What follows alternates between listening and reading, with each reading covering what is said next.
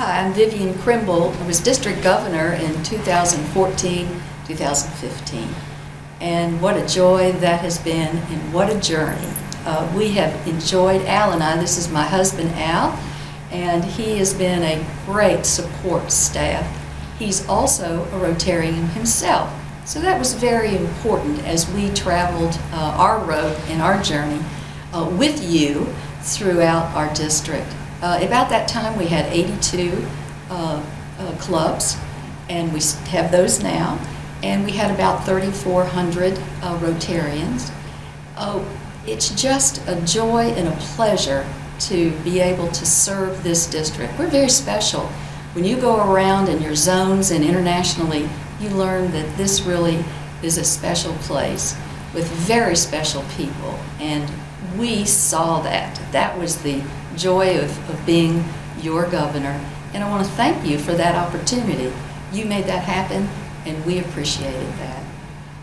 One of the things that I want to remind you of is that anybody can do this job. It'll be different for you if you want to be a district governor. Just start to talk to people and find out if you really have a passion for that. Let's talk. The year that I was governor, we had, I thought, a couple of very exciting things that happened. We had a vocational training team where we went to a hospital in Kenya, and it was a very special time. And we have to thank the first VTT for our district. That's correct. And at the same time, we also had a GSE team that was with Canada. So it was a very special year for us, for first and last, because for a while that was going to be the last GSE team. We are bringing it back. That's very exciting for all of us. And so those were two things that I think were highlights of the year.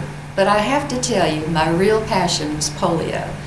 And I want to thank you for letting us be something that was so special. You did that through your giving, your heart, and you also did it together. I come from a small club. It's the Tri-Cities Club.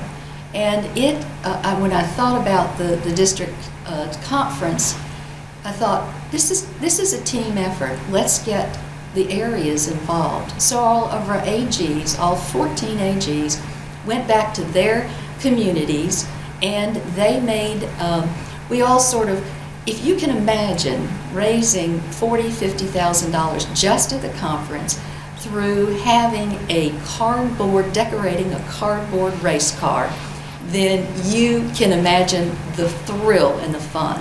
I want to thank Jacob Hickenbotham for allowing his company to make those for us, and they were just spectacular and fun. They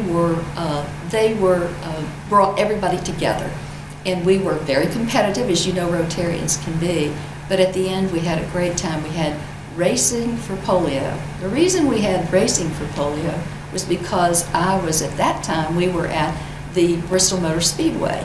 And so my team, which was outstanding, our conference team was outstanding. And they said, well, Vivian, you just have to do racing for polio.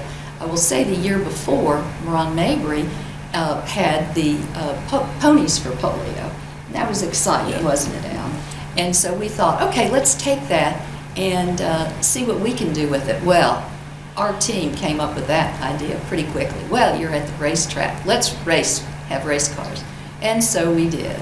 But by the end of the year, thank you, everyone. We raised over $260,000. Salem Club did a magnificent job of doing all kinds of things for Rotary, for polio at that time, and challenged and did a huge donation to the polio as well. So it was just a very, very exciting time. We were tops in our zone that year, and it was one of those things where we made a promise to the children of the world that we would end polio, and we're about to do that. We're just that close. As I recall, we made $87,000 there about on the first night, Friday night of district conference, with that racing for polio. Each area had a cardboard race car they had decorated, and we had a couple of extras from the president's rep, and everybody got into it, and it really kicked the conference off to a great start. It did. It really did. It really did. And what made the secret sauce was everybody working together. I think every one of you had your heart in it, and you were there to make a difference in the world. Vivian, I know with your passion and having attended the conference that year and seeing what a great time we had, and I know your travel across the district as well, I know you have to have some great experiences to share with us concerning that year of just visiting the District 7570. I will tell you, Larry, one of the big things that you learn in a very short time is what a humbling experience this is. It was always amazing to us, wasn't it, Al? Every club offers something to their community and the world and making a difference. And we would leave those meetings thinking, oh my goodness, and we were never, ever disappointed. It was just a very, very exciting time for us to meet so many Rotarians. And as you traveled up and down, and of course we had that opportunity because we're at the bottom of the district, we had an opportunity to have friends along the way.